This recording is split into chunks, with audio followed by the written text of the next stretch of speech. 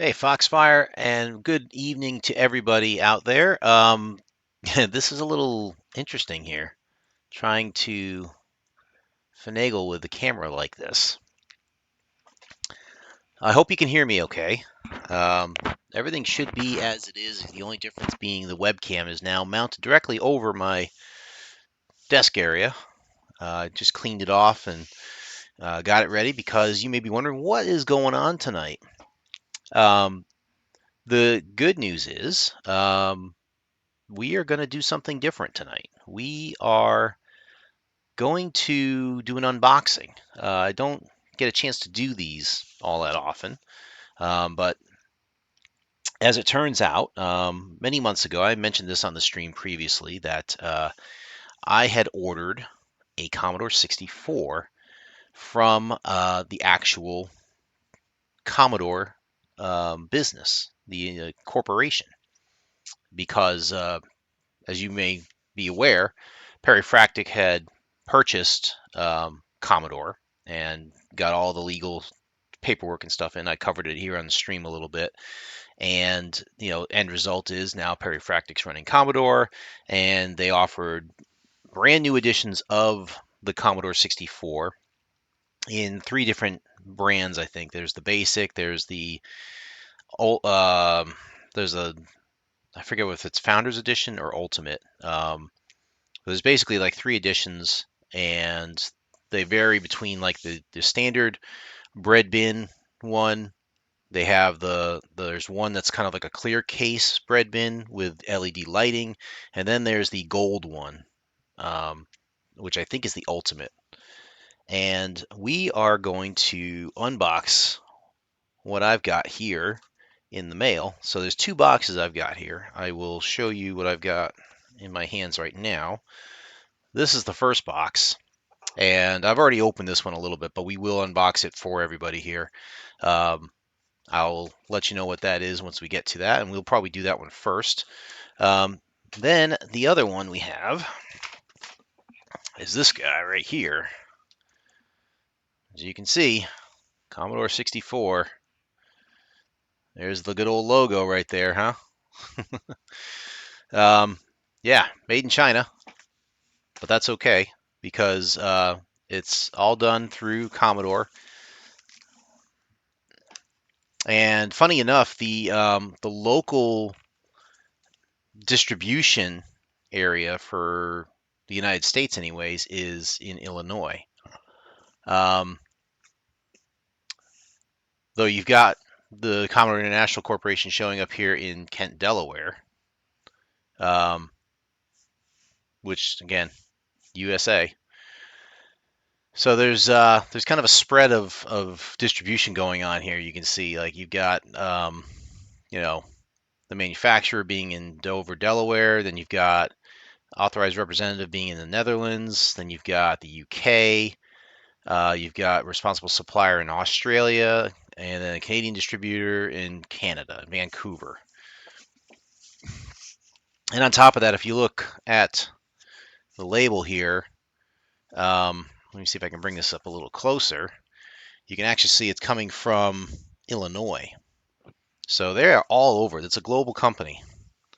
And this is what we're going to do tonight. We're going to unbox all of this stuff, see what we get, go through some of the materials and stuff. I can't say that we're going to be able to unbox, not just unbox it, but also we won't be able to connect it necessarily tonight, even though I probably have everything I need here in front of me. Um, and the primary reason for that is even if I was able to connect it, I wouldn't be able to show you the screen unless I did some sort of a janky, hookup with the webcam, which I really don't want to do. So what I'll probably do tonight is just unbox everything, show you all the goodies and everything like that. Go through the basics of the Commodore itself if you're not familiar with it, and maybe at a later date, if I can figure out a way to do a stream from it, um, which is a big if, then we'll try and uh, do a stream like that where we can actually show you live streaming from the Commodore. That would be kind of cool. I've seen others do that, and they have different hookups for like the basic Commodores, the old style ones. So I'm curious to see what I can do with this one. Anyway, So here is the first box, and let's go ahead and open this guy up. Nice stickering on the cover here. This is from the Fractics as well. I don't know if you can read this or not, but it's basically the future we were promised. And I'll read it off here. In 1982, Commodore launched the Commodore 64, which remains the Guinness World Records best-selling desktop computer of all time. And now Commodore is back. This is the first real Commodore computer in over 30 years, and it's picked up a few new tricks. Not an emulator, not a PC. Retro gaming heaven in 3 dimensions: silicon, nostalgia, and light. Powered by a FPGA recreation of the original motherboard, wrapped in glowing game reactive LEDs or classic beige, of course. And they give you the site to order from, commodore.net. This is a sticker, and I don't know where I'm terrible when it comes to stickers. Like, I don't like putting stickers on things because I feel like if I ever have to sell that thing later, then getting the stickers off is a pain in the butt. But maybe I'll find a home for this somehow. Anyway, let's get this front and center here, and let's unbox this. So what we have here is we have a knob. I do know what this is, and if we take a look at this, you can kind of guess what it will be based on what you're looking at here. Is a screwdriver and some electronic parts here. We have a cord hooked up to something, and if we take this little foam pad off, we can see that we have a joystick. Aha! Look at that.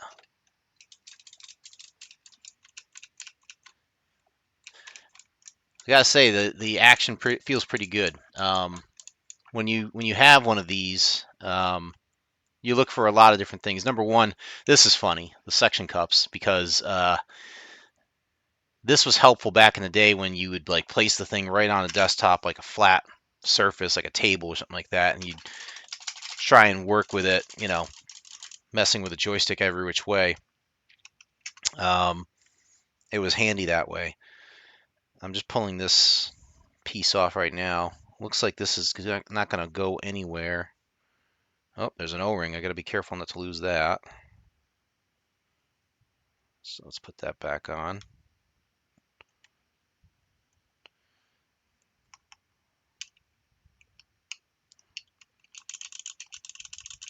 There we go. And the other thing is, besides the suction cups, you when you're using a joystick, you kind of have the feel for it. Like, how reactive is it? Do you feel that force feedback a little bit? And I don't mean force feedback because it's not really what it is, but it's like you feel a springiness to it. When you move it in one of the 8 directions, you can kind of feel the clicking a little bit when you're going through it, which is good. That's the kind of feel that you want. It's a good quality style, I guess.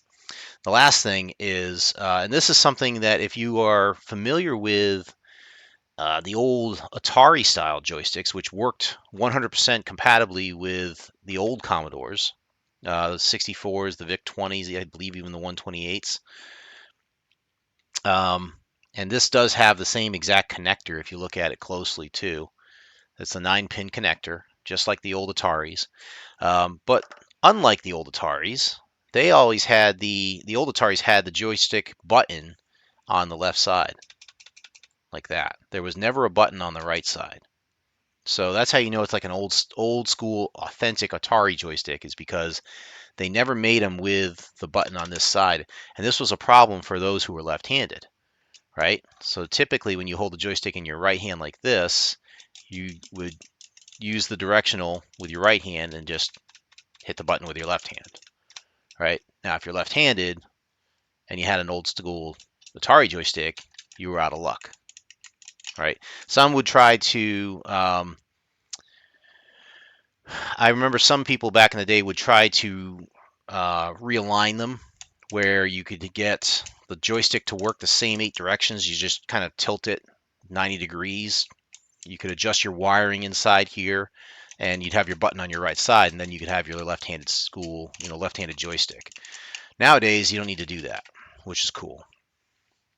Okay, so is there there doesn't look like there are any directions to this, which is interesting. So I don't know exactly what I'm supposed to do for this. All right. So what we will do now is I'm just going to put this aside. Put it up here. I mean, I know this goes on the end of it, and I know this is the extension for it right there. These things go probably underneath there. I don't know what these other things go to. There's wires here. I don't know what they go to though. There's nothing obvious for any of this yet, so curious to see how that's going to work. Retro radionics? Okay, cool. So I may have to play around with that a little bit, see, maybe do a little searching on the instructions, maybe online perhaps. So let's go ahead and put these away. All right. Now I am going to need my X-Acto knife. I will use this today. I hope I don't need my utility knife, but it's right over there if I need it. We're going to go ahead and get started on opening up the big guy right here. So we're going to cut this open.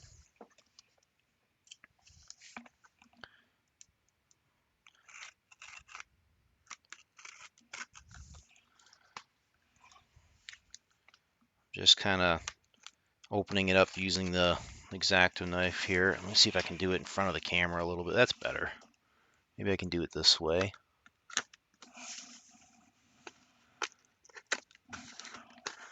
And I kind of know what's going to be in this box anyways, based on what they've already described that, the contents will be. Still, it's exciting to be able to unbox this for the very first time and see the qualities that they've been putting into this. So they did put a lot of care into this. And right away you can see it right there, Commodore 64 Ultimate. There's your technical specifications right there. I'll go ahead and pull this thing out. There we go. I'll try and do this without wrecking my desk here. There we are. Retro Gaming Modern Power. There you have it right there. They really tried to stay very true to the original. So if you were to compare this box with the original Commodore 64 box, you can bring them up online. The font, this is different, of course, but they did a lot of the same stuff. The blue of the box itself. You've got all this stuff in the background, like for the music, for the graphing and stuff, because when Commodore tried to excuse me, advertise this computer back in the 80s, it was meant to be a computer for all types of uses, not just gaming. It became very famous for gaming, but we used it for a lot of different things. We used it for, book reports and school reports. I remember using Magic Desk and typing up my reports in that. You could use it for like a database catalog of some sort if you wanted to index records into it. It could be a music maker. It could be for artwork. I remember using Koala Pad for drawing on, drawings on there. There was a lot of different things you could use with the Commodore. It's really worth a trip down memory lane if you want to see just all the things it could do. It's really amazing. Apologize for the ring light up here. It's shining off the box here. Hopefully that won't be a big deal. On the side here, this is what I was talking about for the combination of the possible editions here. You have the basic beige, which is your classic bread bin, same internal specs as the special editions, 1982 orange function keys, just like the original bestseller. The Starlight edition is your LED version, where you have LEDs inside the case and they dance and react to the SID chip sound. World's first transparent keyboard PCB computer, they say. I'm not sure if that's true, but that's okay. And then the Founders Edition, collector's version, limited to 6,400 units worldwide, 24 karat gold plated badges and gold style keycaps, holographic gold label serial sticker starting at number 1. All right, let's see. This is HDMI. There is let's see if I can show it here. It is an HDMI computer, so that means I can use my current monitors for it. What do we got here? I don't know if I can show that. This shows you the side view of it right there. It's kind of hard to see, obviously, but um, I'll read it off to you. It's expandable computer system, high-res color graphics, 8 virtual SIDs, 2 optional real SIDs, 3 voices each, 9-octave range, expanded memory in 48 megahertz turbo mode, which is interesting because the Commodore ran on hertz, not megahertz. This is another little indicator right there. We have the Founders Edition, the Ultimate. Well, I guess all of them are considered Ultimate. So the way that they're branding this is that we have the Founders Edition, so we will be using that. Let's see. Classic form, ultimate function, distraction free. Actually, the whole thing is a distraction. So um, this gives you like an idea of like the things that we used to be able to do with it. In fact, a lot of these pictures look like they are from back in the day. You can see a lot of the retroness. Let me see if I can zoom in on a couple of these. You can look at those pictures though; they are kind of like retro, at least in the styles that they had there, like the clothing that those people are wearing and the hairstyles. Your data, not big data. So you've got spreadsheet calculations, financial planning, word processing, mailing lists, inventory, forecasting, accounting. Yeah. Okay. Back then in the 80s, this was a big deal. Okay. These days, you can do it on an app on your phone. But again, remember, this is where we're coming from. This is from the 80s, bringing it forward to today. BBS is not social media, bulletin boards. Download games with Commodore. Now that's interesting. Um, Send files via LAN. Yep. Electronic encyclopedia services. Play chess with Whopper. Wow, that looks fun. Whopper was the computer from War Games, as you may be familiar. So they have an option to play chess with Whopper. I'm curious to see how that's going to go. New services and stock quotes. Study, not scrolling, computer literacy, computer assisted instruction, personal learning, industrial training, test management simulations, laboratory control. Um, we kind of scoff and gloss over this part of it, but like I mentioned before, um, I used to work at the only North American plant for Lego systems like I said, in all of North America. I worked at the only plant, and I remember going through that plant and seeing Commodore 64s up high up on the walls and up on pillars um, inside the factory where they were monitoring a lot of the equipment that they were using for molding and for injections, for the plastic and for the packaging and distribution. They were running on Commodores. So, um, it was really a multifunction computer. Fun, not feeds. Easy plug-in cartridges, arcade games, strategy games, educational games, fantasy games, self-improvement series, music instruction, music composition, music synthesis.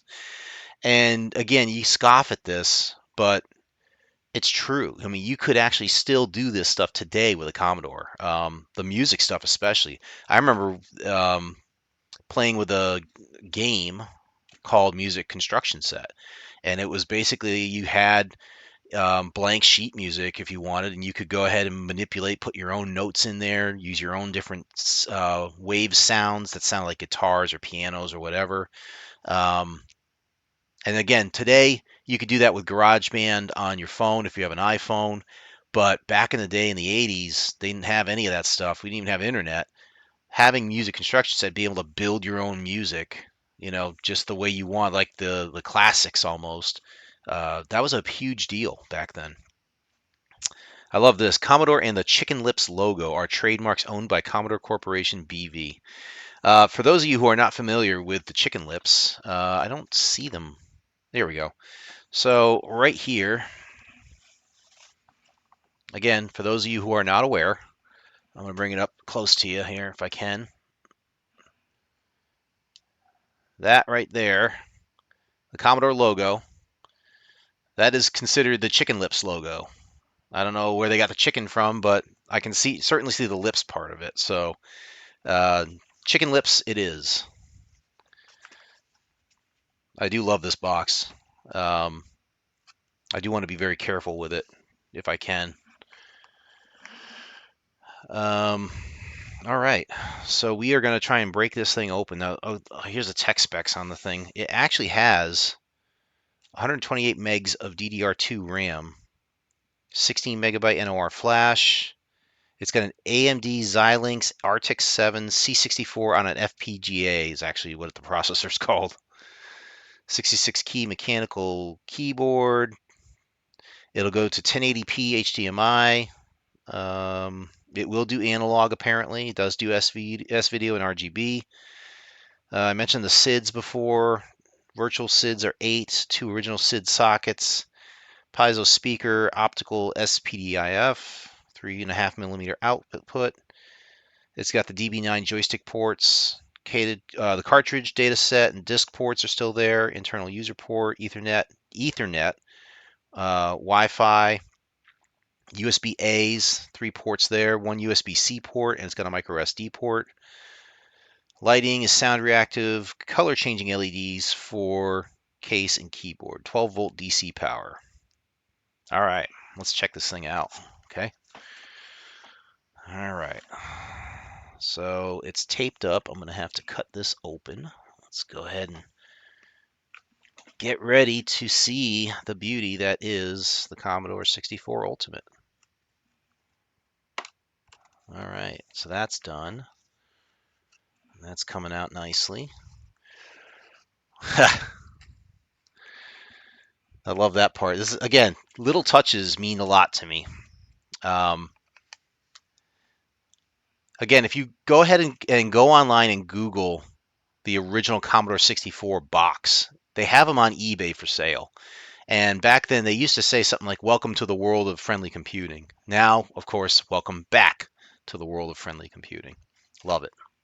Absolutely love it. Okay, here we go. I'm going to open this thing up. Oh, look at that. Look at that. We actually have a flag here. I love this. Let me see if I can take this out gingerly without breaking anything.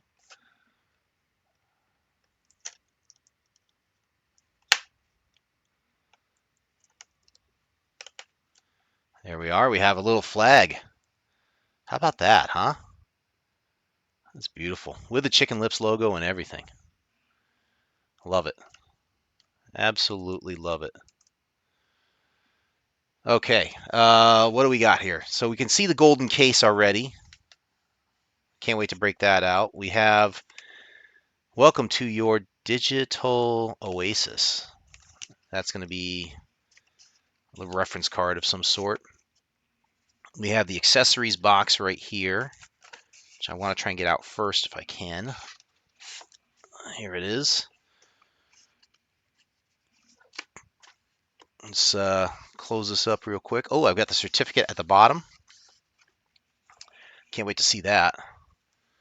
All right, so we've got the accessory box right here. Go ahead and show this to everybody. I'll just gently open this up and see what's inside. All right, so we've got our Chicken Lips HDMI cable. Beautiful. Look at that. 2.5 meter cable. Very nice. Very nice. Okay. Let's put that down. I gotta be careful I don't touch my keyboard here. I have to be very careful I don't mess up stuff here. We have a cassette. What is this? The very second.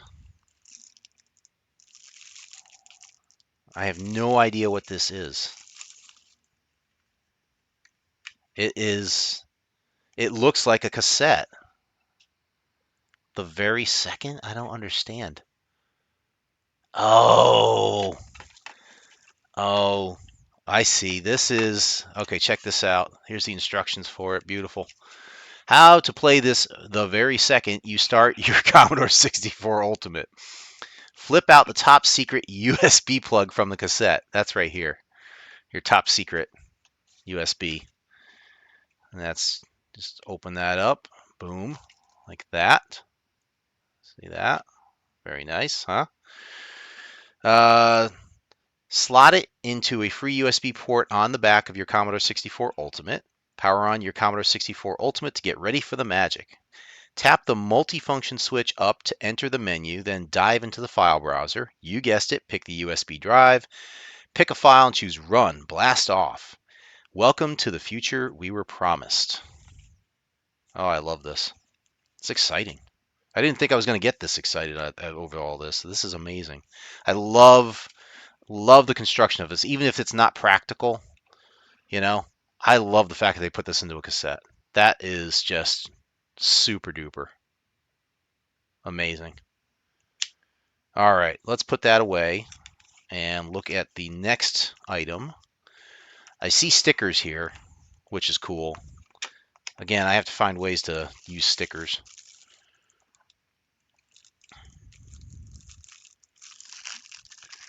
Let's put that over there. What do we got here? We've got this thing. What is this? Commodore Founders Edition.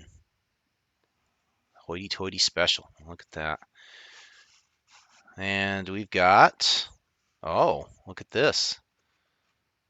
Check that out. Comes out. We've got our nice little, oh, look at that badge. Look at the badging on that, huh? Got the power thing there with the Commodore 64. And just so you can kind of get a reference here, right? If you look at the actual Commodore, the original, one of the things that was very prominent was this badging right here. The Commodore logo, the Commodore word, the rainbow colors, which I have in my logo, and then, of course, 64. Then they would have the 128 or the VIC-20 or whatever, but now we've got one that's gold. Ooh, very fancy. Very, very fancy. I like that. Very cool. What else we got here? Let's go into the box. Let's take a look. I did mention the stickers. Let's bring those out. Look at those. You got the Chicken Lips logos. You got a little sticker of a 1541 disk drive, which I would love to get my hands on someday. The old bread bin, the ready prompt that you would get when you go in. And hopefully I can show you guys that.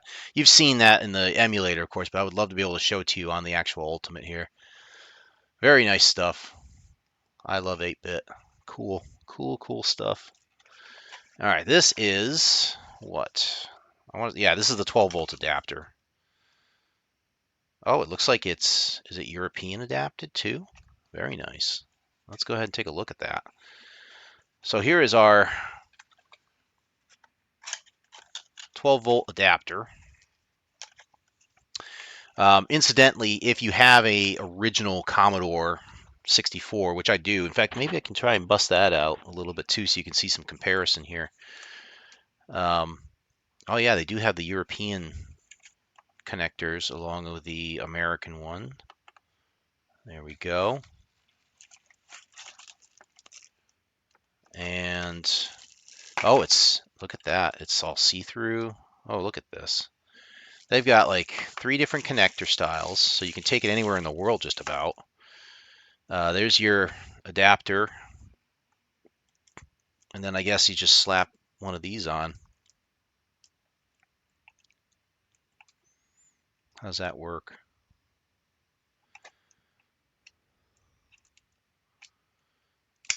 Well, it just clicks into place like that. Of course, getting it out might be a pain. Oh, you probably have to press on that, unscrew it. That's pretty clever. Look at that. And it's all see-through,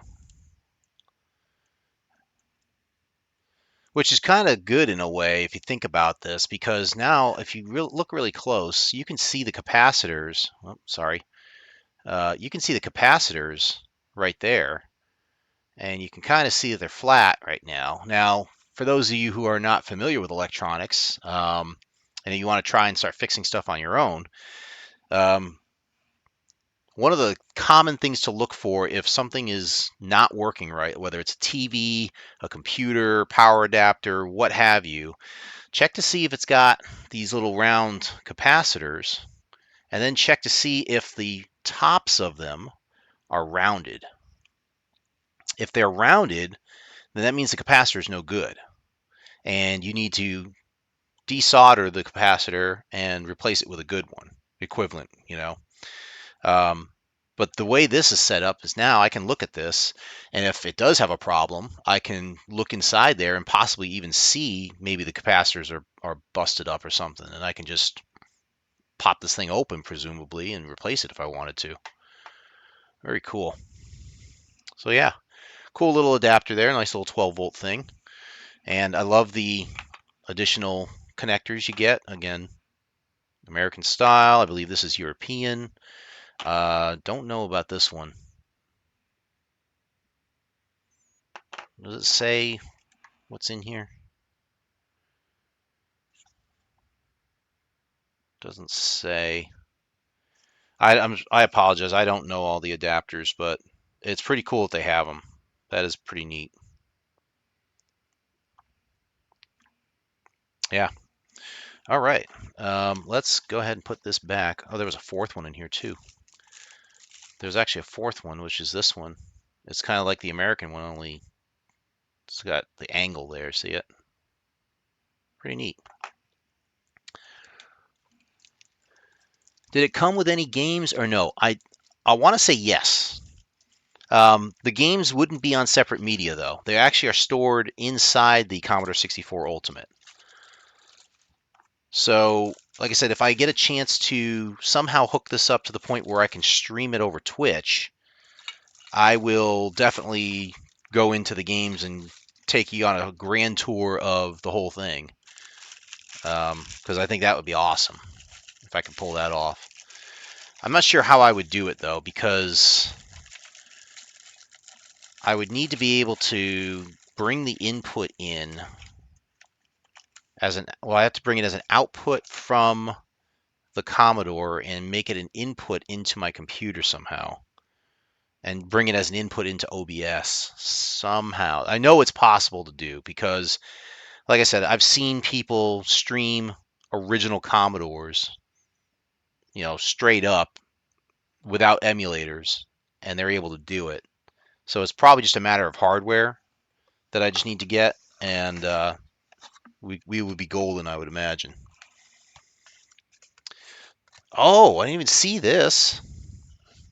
The stickers, they're actually double-sided. Holy crap, I didn't see this. So this is the side I showed you, right? Check this out. Look at that badge. Awesome stuff, man. And they got the SID chips there, SID 8580 and 6581. MOS, which is short for the MOSFET. Um, they they got the demonic looking Commodore Chicken Lips logo. That's funny. And the old data set hardware. One of these days I will get my hands on like a 1541 disk drive and the old data sets as well, just to show you. I don't know if I'd ever use them, but man, oh man, that's cool. Any more surprises here? Jeez. This is the gift that keeps giving, apparently. Let's put all this stuff away, back in the box with you.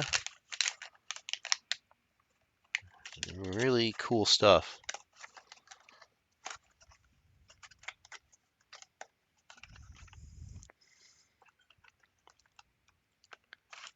Let's see, what's next?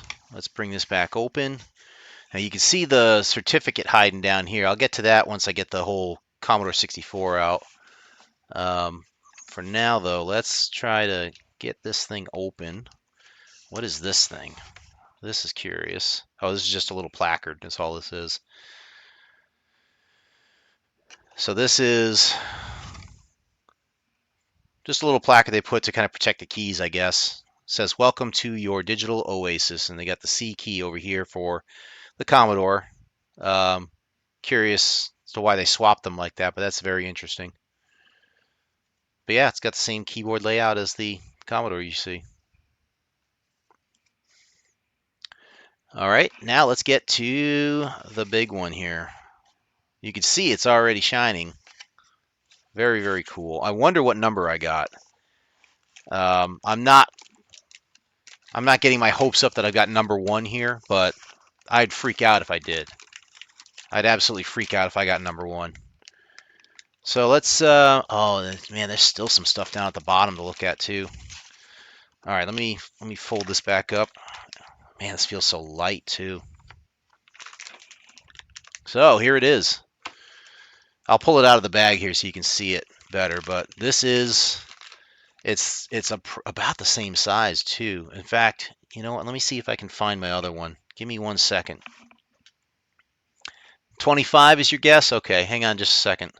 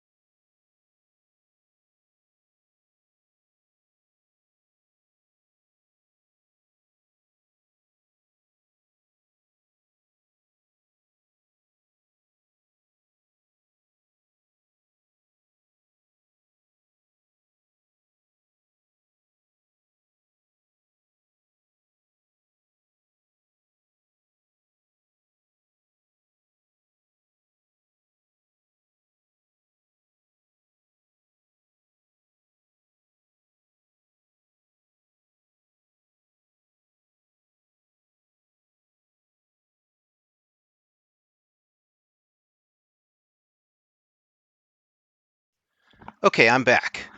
I was able to find my Commodore 64, the original Commodore 64. So now we can do a nice little side-by-side comparison of all this. Let me go ahead and it's not going to be able to fit 100% basically, but you can kind of see. I can do this gently here. You know, old, new. right?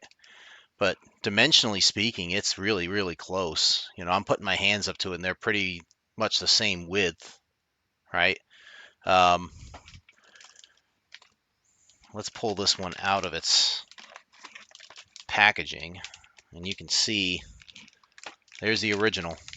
That is genuine, authentic original right there. This is right here. This is the old Commodore 64. The keys are a different color. They did wind up changing the color of the keys after a while. They're not the traditional beige that you see there.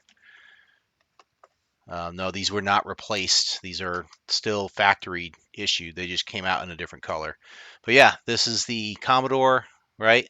If you look at the keys, if you look at the undersides of them right here, you can see there were symbols on every single key, and as well as if you look up here on the number keys, you'll see that they had the colors right there. So when you go into the operating system, or you power on the Commodore for the first time, um, you'd have your basic editor, so you could do things like Shift or Commodore key, right? Or the Control key, depending on what you were doing, and you could enter some of these symbols in, which are nothing more than like fancy ASCII symbols, pretty much. But when it came to doing graphics inside of the basic emulator as opposed to using machine language, using these symbols was critical. And you'll see them like when you look at really old games, you'll see those symbols being used throughout. It's unmistakable. As far as the colors go, you could turn on the colors, I think, through Commodore key and the number. So if you wanted to work with black font, you do Commodore 1 or something like that. Um, you could turn reverse mode on and off with this as well, with 9 and 0, what have you. You had clear home, insert, delete, cursor keys were here. You had your shift lock, your run stop key, and so on. On the side here, you can see, let me turn this around a little bit here so you can see it. There's your control ports. Again, the DB9 for the joysticks. Go here. Port 1, port 2. Your power switch. And then the power cable, which is I believe a 7-pin power cable right there. I do have the power adapter. I'm not going to go bring that out right now, but and on the bottom, there's your serial number right there. There you go. 1099835. So if this was done like, I don't know, if it was done sequentially, that I'd have the 1,099,835th. Interesting. Your ports back here, you had, let's see, two ports here. One was for the monitor. The other one I think was for serial output for like printing. If you could hook up a printer to it, which, if I'm not mistaken, I think this was for the printer or anything else you wanted to hook up with a serial connection there. And this was for the monitor. This would hook up if you wanted to hook up to a TV. You could hook up using that. I forget what this does. It's a switch, so it goes back and forth. I think it might switch based on this. You had your cartridge port here. You can see that. And you had also connectors here as well, which hook into the motherboard. I believe these might have been for memory expanders and things like that. This I know was the cartridge port. So any cartridges you had to insert them into this. And that's it. There's nothing else on this side. Okay.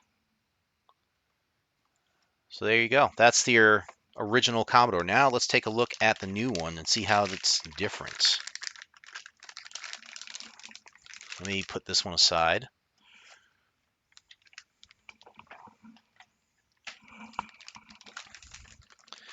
I'm going to gently undo the tape here. Oh, I can see the number right here, as a matter of fact. There's our Commodore 64 Ultimate right there. You can see we have, I don't know if you can see that or not. It's kind of hard to read. It is 3857. There you go. And you can see, if you look real close, you can see there's signatures and names of the people who were involved with recreating the Commodore 64 Ultimate. Just reading them off here, it's really hard to see at this point. I might have to get my flashlight on this one. Hold on a second. I don't want to hate doing it this way, but okay, this is a little easier to read now. Oh, you know what's also making this difficult is um, the surface of this is a little mottled, so it's not like a smooth, clear surface. It's got a little bit of a modeling to it, so it's going to be difficult to read the names off of this. I would have to kind of do it this way. It looks like Charles Winterby, Chuck Peddle, Dave DiOrio. We've got a signature on there. I don't know whose signature that is. I'm trying to see if I recognize any names here.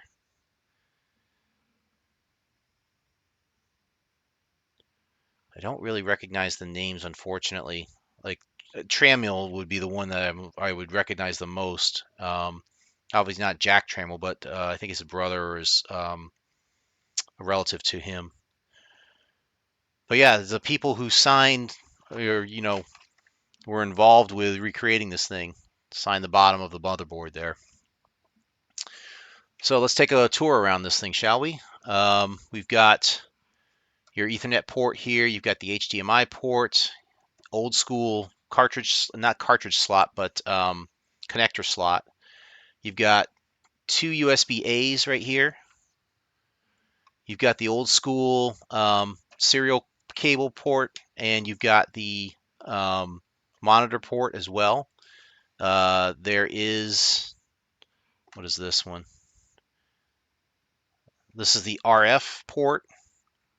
They have HL here, but they don't have a switch on this one. This is where the other switch was for HL. They do have the cartridge port still there. So your old school cartridges should work with this. If we look at the side here, there's our power connector right there, our power switch.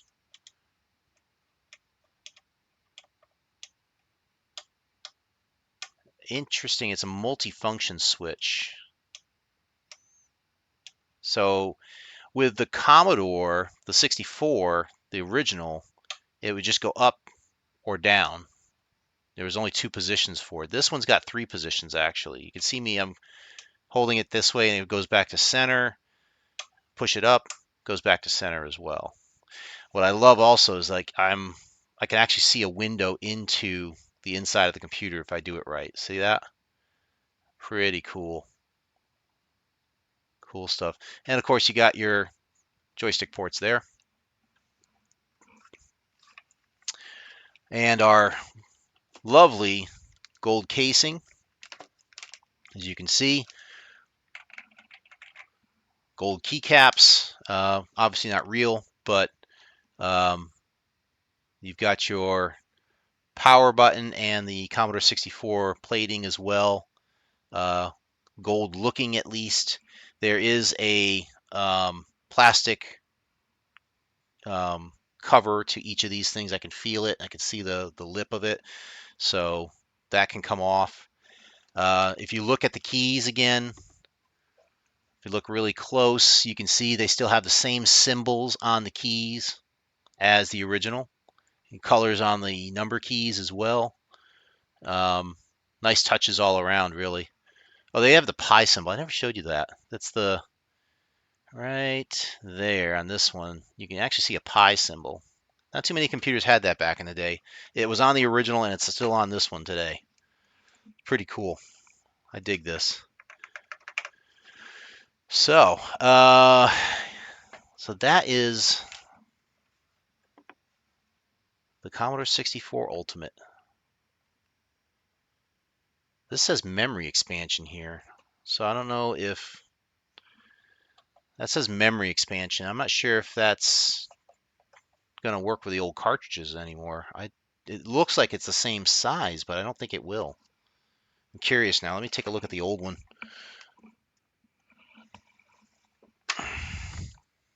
No, it looks like it could work. I mean, I'm looking at the pins right now just to see the pins of them. They are pretty close. I don't know. I think a cartridge could work in there. I'd be curious to see. If cartridges do work in this thing, I may actually go hit the market to see if I can pick up some old ones. I would love to pick up Magic Desk and demo that one just to show what people could do back in the day, you know? So, well, yeah, it's translucent case. They put a lot of thought and a lot of care into this because I got email updates throughout the process was as they were making these. And originally they were trying to get them out for Christmas.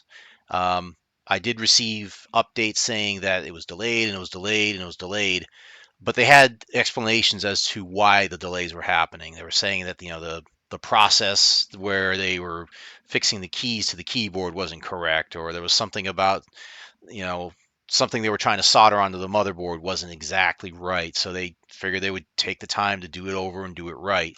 And I appreciate that level of communication as well as the effort to make it right. I think that more than anything else is what it's all about. That's how you know you're getting a good product. Nice little quality symbol for Commodore here.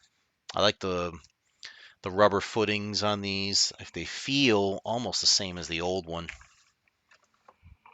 Just curious to see if they are. Yeah, they actually feel very, very similar. Yeah, they're a little different, but they're pretty close.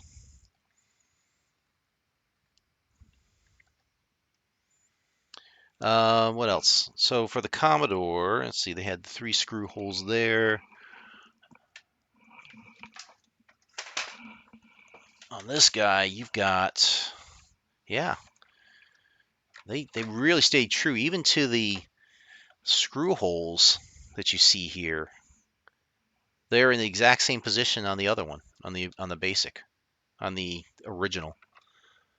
A lot of attention to detail went into this. You can see just by the way it's built and the way that it feels in your hands. Um, just comparing the weight of them. I'm just feeling them right now. It's like it feels like the original is slightly heavier, and you kind of expect that. You kind of expect that the original would be a bit heavier than the new one, but they're pretty close, surprisingly. But you're getting a lot of stuff in the Ultimate here, and this Founders Edition is what it's all about for me, anyways. All right, let's go ahead and put this aside. I will put it back in the bag for now. We're going to take a look at the rest of the stuff in here, specifically the manual. The manual is something that I know they put a lot of effort into as well. So I'm curious to see like all the details that they're going to put into that. And again, for those of you who are not familiar with what was in the original Commodore boxes, they used to give you a user guide to give you the basics on how to operate the computer.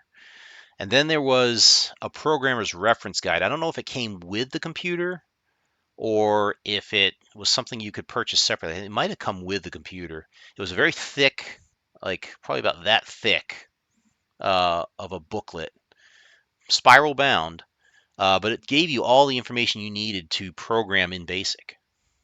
Showed you how to create your own sprites, how to program, how to do things like the basic go subs and go tos and nexts and fors and all these things, all the language details that you need to know about Commodore Basic. And here is the user guide. And it's sticking right to that certificate, which we will pull out. They got a chicken on the certificate. That's funny. All right, so this is the user's guide with the quick start. So when you look at this is going to be very, very similar. Again, they did this on purpose. They did this because they wanted to have the original look and feel of the Commodore. That was the goal here, was to kind of reproduce the original, but modernize it for today's world, right? I think this is the first unhappy thing I've got right now, is the fact I have to undo this from the bubble wrap, and it's not coming out very nicely. It's the only downside I've seen so far. Everything else has been perfect on this thing. Outstanding color, sound synthesis, graphics, computing capabilities, the synergistic marriage of state-of-the-art technologies, retro gaming heaven in 3 dimensions, silicon, nostalgia, and light. These features make the Commodore 64 Ultimate the most advanced personal computer in its class.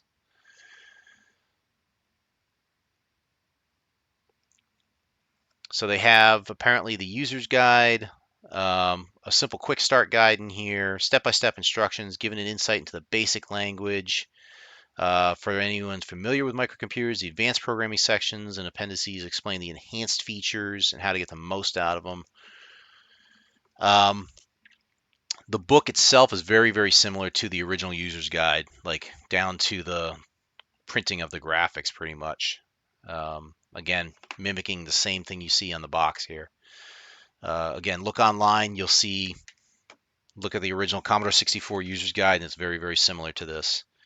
Let's just thumb through this a little bit. We got ourselves a nice, it's actually a little bit thicker than the original book as I remember it. So they got the quick start right at the beginning, fun things to try, talking about setting it up. They have a file browser, which makes sense because you could have media now with this thing in a wide variety of formats. Back in the day, it used to be you'd have it on data cassettes, potentially, floppy diskettes. Sometimes you wouldn't have any of that stuff. You would just have it, you'd type in the program. You wouldn't have it like you would today, which is cartridges, disk images, tape images, PRG files, T64 files, so on. Even the micro USB slots and stuff like that. All that stuff. They talk about getting started, beginning basic programming, advanced basic. They talk about making programs in here. You can do random numbers, guessing game, random graphics, advanced color and graphic commands. So you get the peaks and pokes, your sprites, creating sound, data handling, peripherals. So yeah, a lot of stuff. Oh, and that's the other thing too. Now I just thought about it. The that serial port I was telling you about that can hook up to a printer, right? It didn't for my experience. What it actually hooked up to was the disk drive or the data set drive. Actually, I think data set might have gone on one of these. Disk drive used to hook up here. And that's how it would connect up and send the data to the computer. Ironically enough, the 1541 disk drive was really another Commodore. They basically duplicated the Commodore to get the functionality to read from the diskettes, which was kind of weird. But that's kind of essentially what they did. Networking and Wi-Fi is interesting. I'm curious to see how that's going to work with this thing. Modem emulation, where you could emulate the C64 modems. Yes, they had modems back in the day. They were only like 300 baud or maybe 1200 baud if you were lucky, which was incredibly slow by today's standards. But I also have printing, Commodore 64 Basic in the appendices, all sorts of stuff in here.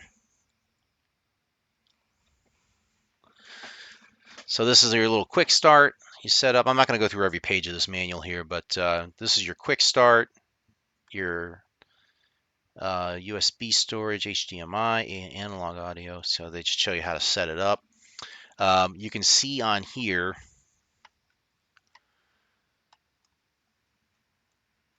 if you look at this side, if you press the upward function of the multi-function switch, it'll get you to the Commodore 64 screen, the standard one, right?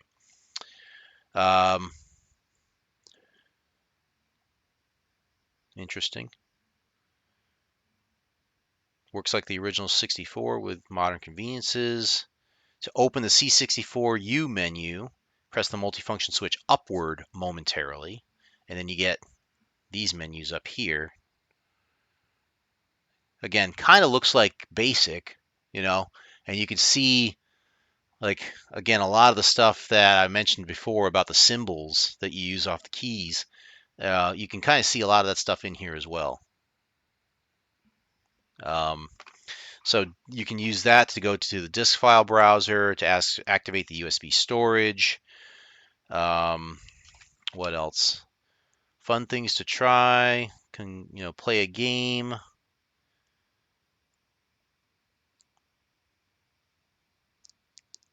So there is a Bomberland game that's included with the computer that we could try. Apparently, it'll connect up to our Wi-Fi. Um, there's a search for a new game or something like that. That's interesting. Play some music. You can run demos. Connect to a BBS. That's interesting. BBS is where the things that we would go to get software, to get information, communicate with other people, um, back before the internet really even existed. I never got into the BBSs as much as I wanted to. Part of the problem was you would have to dial long distance and pay the long distance charges, which back in those days was a lot of money. To make long distance calls and stuff. And when you're a kid trying to do that stuff, your parents kind of watch you like a hawk a little bit. So, but yeah, let me just thumb through this a little bit here. So we've got, introduction, you got your safety and health, you got different languages, setting it up. Yeah, they got all sorts of things you can do for setup, joystick swapping, RAM expansion. They go into details on the file browser, what you can do there. So there's a lot of stuff that you can do beyond the basic computer that we used to have with the Commodore. Remember, if I go back to the quick start here, when you started up the basic Commodore 64, the original, this is all you got. You started up, that's what you got. You had to basically type in your commands, load in your diskette or your data set, type in the commands to load the programs, and it was quite the effort just to get something to work on there. Now you've got all these other things that are menu driven, that you can do, pretty easily just through a couple flicks of the switches, cursor keys, and stuff like that. Now you've got a lot more power at your disposal. Let's see, firmware. I'm just curious what else they got here. Cartridge ROM files. There's your keyboard. I'm probably going to need a refresher course in the keyboard because it's been a long time that I've done this. But they go through some example commands, like if you print 12 star 12, it'll give you the answer. You can do simple math. What else? They give you like basic programming here. This is like a simple program you can do. where it prints Commodore 64, go to 10, and of course it loops it. There you go, right?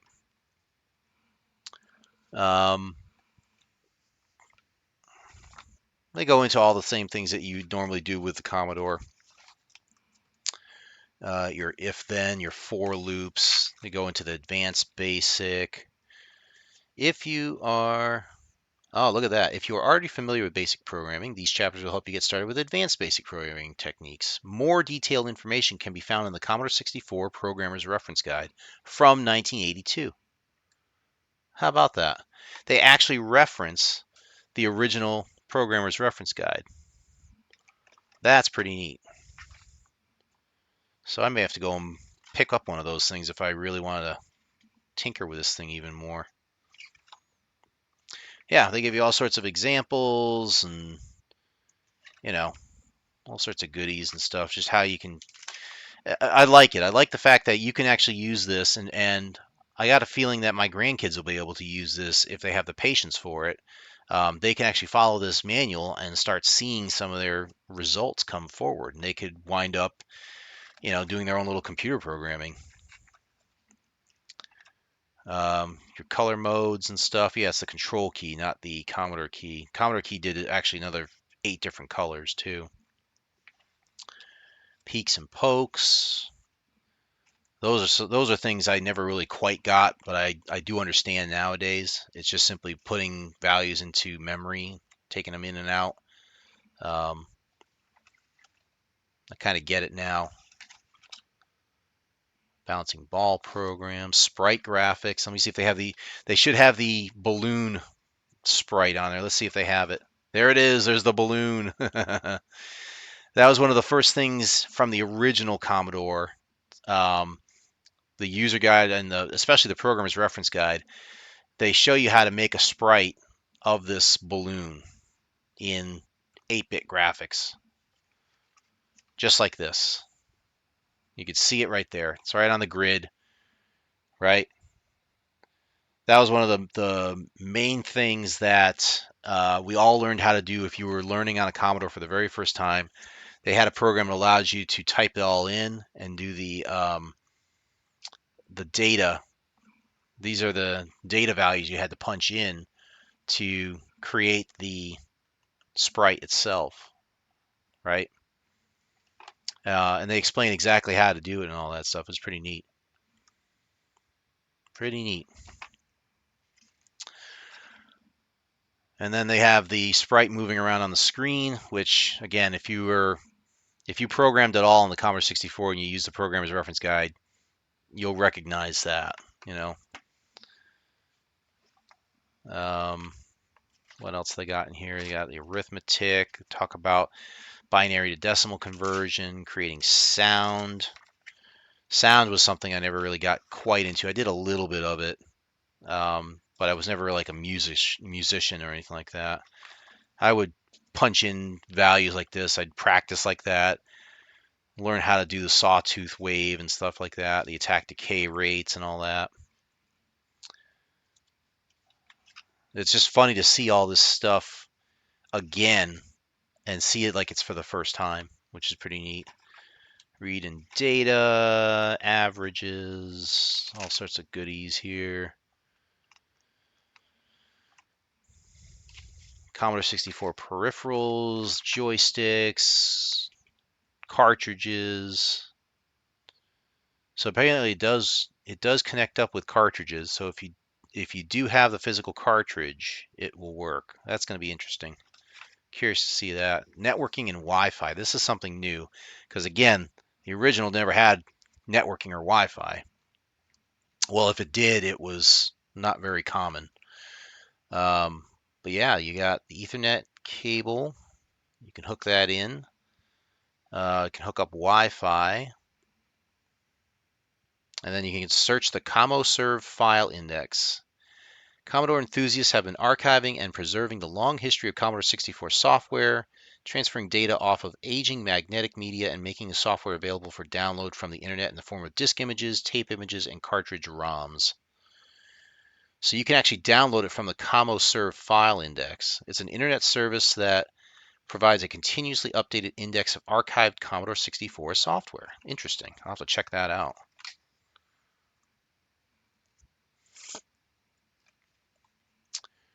You can also do FTP service between your PC and the Commodore 64. Okay.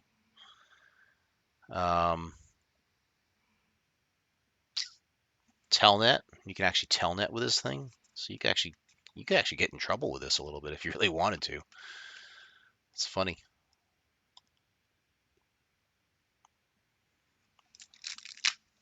Modem emulation. I find this interesting because again, modems. So it can actually emulate a modem. So you could use a Commodore 64 BBS client program such as Ultimate Term or Commodore Color Graphics Manipulation System (CCGMS). Wow. So I could actually go old school and go BBS. Baud rate 19200. That's definitely a lot faster than the old days. Printer emulation. I'm just gonna thumb through the appendices now. They give you all the same stuff like the programmer's reference guide does with the ASCII and character codes, screen display codes, your basic commands, abbreviations, screen and color memory maps. They give you a lot of information on this, which is honestly, oh, puppy fractic. There you go. And let me guess, I bet you Lady Fractic's here. Yep, Lady Fractic. And where is he? Christian? No, Perry Fractic? No. I bet she's under Christian here.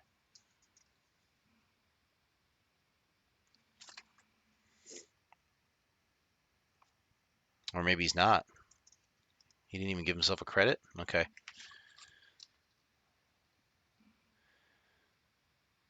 Pretty neat.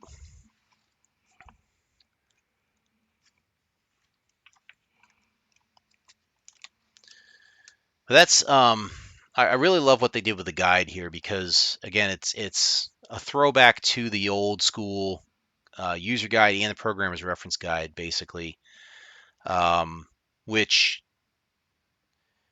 it's how do I put it?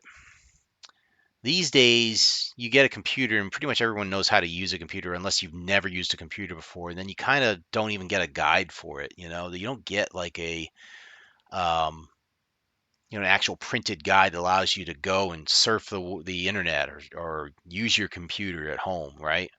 Um, Even with an iPhone or a Android phone or tablet, you don't get a lot of instructions on how to use it necessarily. Um, Whereas the old school computers, you kind of had to have that stuff. You had to have the guides, and usually in printed form, so that you could understand how to use this thing. Very cool. I'm really digging this. Let's pull out the last piece of this. It is a gold embossed certificate. I'm going to keep it in its plastic here. 007. Ooh, you can see it. Check it out. 007. I don't know what that means, but I like it. Oh, that's interesting. So is this legit?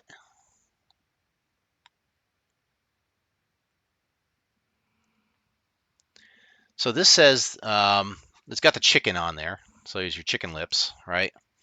It's Commodore logo at the top. It's got a value of $64. I don't know what that's for, but it basically says this certifies that blank is the owner of 64 commemorative shares in Commodore International Corporation, transferable only on the discs of the corporation by the herein in person or by duly appointed attorney upon suspension of this certificate properly endorsed. In witness whereof, the said corporation has caused this certificate to be signed by its duly authorized officers and to be sealed with the seal of the corporation. There's your seal. This 31st day of July 2025. We got the nice little logo there. I believe that's probably Christian's signature there. And the bottom, here's the disclaimer stuff right here at the bottom.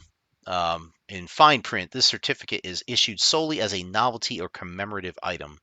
It does not represent evidence or confer any ownership interest, equity security, voting right, dividend entitlement, or other legal or economic right in Commodore International Corporation or any other entity. The certificate is not a security and has no monetary value for display or commemorative purposes only. There you go.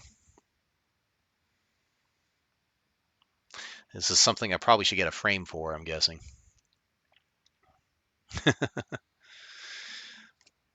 There you go. Pretty neat.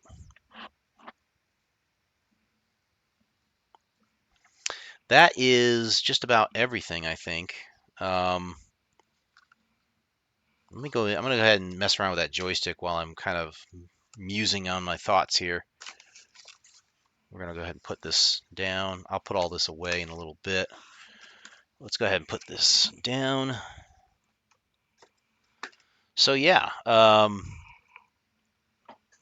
ahead and pull the joystick out here and start tinkering around a little bit with this thing. Try and figure out what goes where. So yeah, I'm super stoked that I got this thing. Certainly no regrets, obviously. See, that goes there. That's interesting. Yeah, totally digging this. Really, really cool.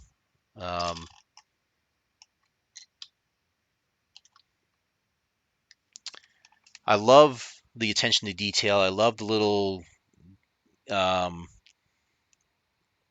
the little things that they did to really make it worthwhile, to really make it feel like you're getting something new. And I know Perifractic was really adamant about getting that type of experience back again, because that was one of the things when I remember when we first unboxed the Commodore 64.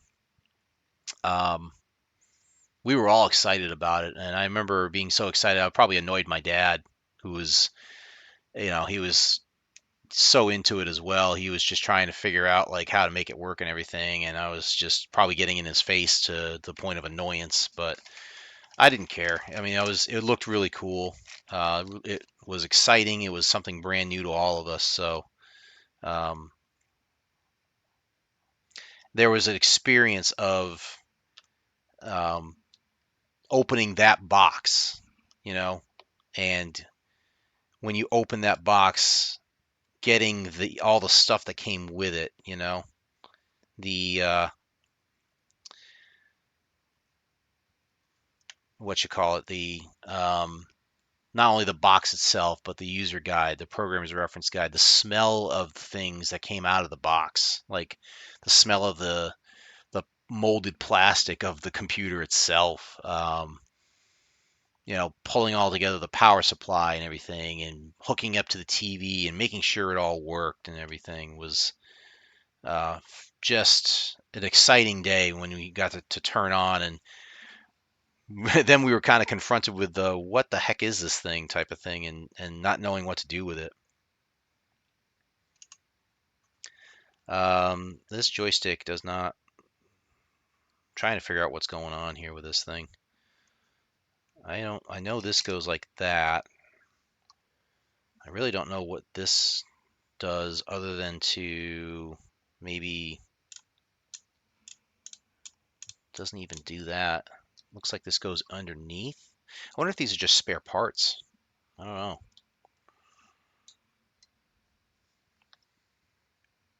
It feels like you could just do that, and that's fine.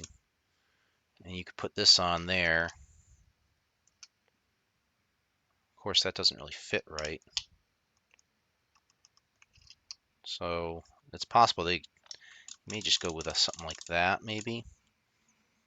I know this can go on top of this to make the stick a little longer. And then this goes on top of this.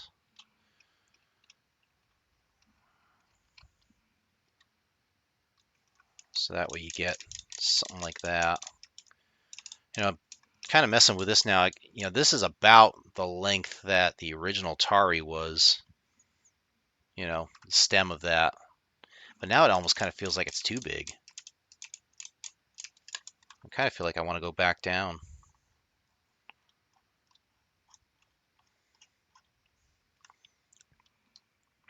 One of the difficulties that you have today, if you want to own retro equipment, and I saw this at the retro gaming con that I went to a couple weeks ago.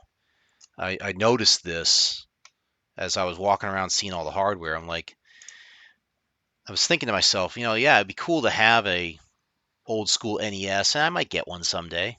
I might go get one just for the nostalgia value, or a Super NES, or a ColecoVision, or I've got an old Atari 2600 sitting around somewhere. But there's a problem, which is TVs have changed since then. If you try to hook up a Commodore with, a modern day TV, you can't do it because chances are it's not going to have the right inputs or outputs. You know, it relied on an RF box, or it relied on, if you were lucky, you had a Commodore monitor. I think it was the 1571, or no, it was the 1701. I remember the number because it's the same number as the Enterprise in Star Trek. Um, if you were lucky enough, you had one of those, and you could hook up directly to that using like a 3-wire setup, like an RGB almost. These days, you'd be lucky if you got a TV that had the exact connections you needed and was still modern, or considered modern, meaning flat panel, where you could hook up a Commodore and have it work right off the bat. There's a lot more involved with it now. In fact, I had to go through it myself with the old school Commodore I have here. I actually had to craft my own HDMI cable for it that would allow me to hook up the Commodore to an HDMI monitor. And I did test it out, and it works. Not sure if it still works, but I got to test that out. But um, it will work. It does. I've tested it, and it does actually, do the business there. I got that from somewhere online, so I can't claim original credit for it and stuff. But yeah, the trying to get this retro hardware, it's all well and good when you buy it, but then you realize, you come up to the fact that if you don't have an old school TV to work with it, what's the point? You're going to have to do something to adapt it. You know, you have to adapt either the console itself or the computer that you get. Um, you have to adapt that somehow so that it'll work with today's monitors and today's TVs. And that's just step one. If you have a power output or a power adapter that doesn't work, you have to go either get a new one or fix it somehow. And that's just to get the base hardware working. That doesn't include like cartridges, or, God forbid you have a bunch of diskettes sitting around. Those diskettes probably aren't any good after so many decades just sitting around doing nothing, because the data on those diskettes eventually, you know, doesn't stay integral, and it winds up getting erased. You know, um, I really need to look up the instructions on this thing if I can, because I'm pretty sure that's not supposed to happen. I don't know. I got a feeling that some of this is just spare parts, perhaps.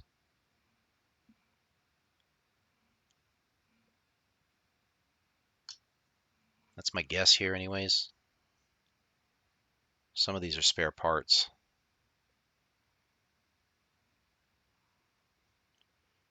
If I had to hazard a guess on some of this. But yeah, this was fun. I enjoyed this. I enjoyed unboxing that thing, diving into the manual, checking out the the golden 64 Ultimate. Um, I don't think I'm gonna unbolt it and open it up unless I absolutely need to. Um, Not because I'm worried about voiding the warranty or anything, but I do like the notion that this is a sealed unit. Not that I'm planning on ever selling it, but if I give this, to my kids or grandkids someday and they want to sell it for any reason, they can at least do so knowing that it's never been cracked open, so it'll retain its value somewhat. Yeah. Um, the trick now is to see if I can get this thing to act as an input into my computer and somehow get it to show up on OBS. Because if I can do that, we'll be in business and I can actually do stuff with it. We could take a tour of this thing. I could start typing in programs, um, lots of stuff. And I would hazard to say that it might actually be easier to type in programs with a keyboard like this than the PC keyboard because um, the keys are laid out differently. There's different. I mean, it's still a QWERTY keyboard and everything, but the keys and the commands that you're going to put in if you're typing a program in for Commodore is not going to be 100% compatible with a PC keyboard. There's differences like these keys over here. You've got an up arrow key for some reason, right? You've got a pound key over here. The equals key is over here, which is not on your normal keyboard. You've got things like the Commodore key, um, control, delete, all these things like that. So there's some subtle differences that we would have to work with when typing in programs. It'll probably be easier to use this than it will be to use the PC. With the PC, I'd have to figure out like what keystroke do I need to do the up arrow, or what keystroke do I need to do the pound key, or all these little shift things like this. Um, so yeah, it gets, and especially the cursor keys. The cursor keys are funny in the way that is. So doing it through the emulator is doable, but I'd have to really practice and really learn it on my own before I were to do it on a stream. So anyway, I think that's going to do it for me tonight. I guess what will we do with this in the future? Like I said, if I can get this to show up in a OBS fashion where I can stream it, I will absolutely stream this and make that be one of the episodes where I take you through what the Commodore 64 Ultimate can do.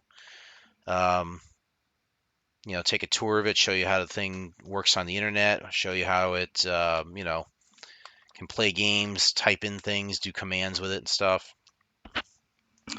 Um, I don't know if I'd play full games on this thing because, like I said, most of my stuff is already done through the emulator, but I could theoretically do it. Um, all my games that I have on my PC should be 100% compatible with this thing. As long as I can get to them, it should be fine. What else? I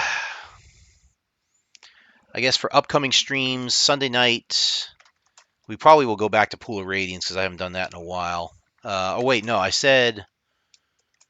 did say we were thinking about Final Fantasy VII.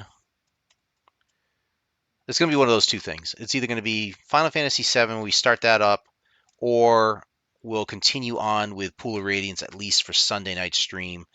Whatever I don't do on Sunday, I'll do on Thursday. Um, we'll do, like I said, either Pool of Radiance, keep moving to that one, or we'll start kicking off Final Fantasy VII. That one's going to be a long, lengthy process. I may have to do some stuff offline because there's just so much to do in that game that I don't know if I really feel like streaming every single episode. I may wind up doing some stuff offline just to kind of speed the progression of the game along a little bit more, and so we're not forever stuck in it. Um, I think once I finish Pool of Radiance, or Diablo 2, whichever comes first. I think the other game I might try is Wasteland 3, only because I have not played that one yet. It's not necessarily retro, but it does tie back to a retro game, the original Wasteland. So I kind of want to dust that one off and play that one just to say that I've played it.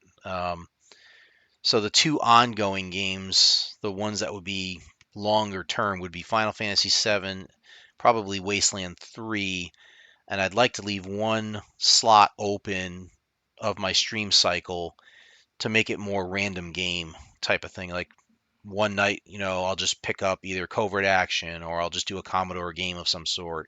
Maybe we'll do an NES game or, maybe we'll type in a program for a Commodore game or something. Kind of potpourri potluck type of thing. Keep it fresh, keep it interesting. So,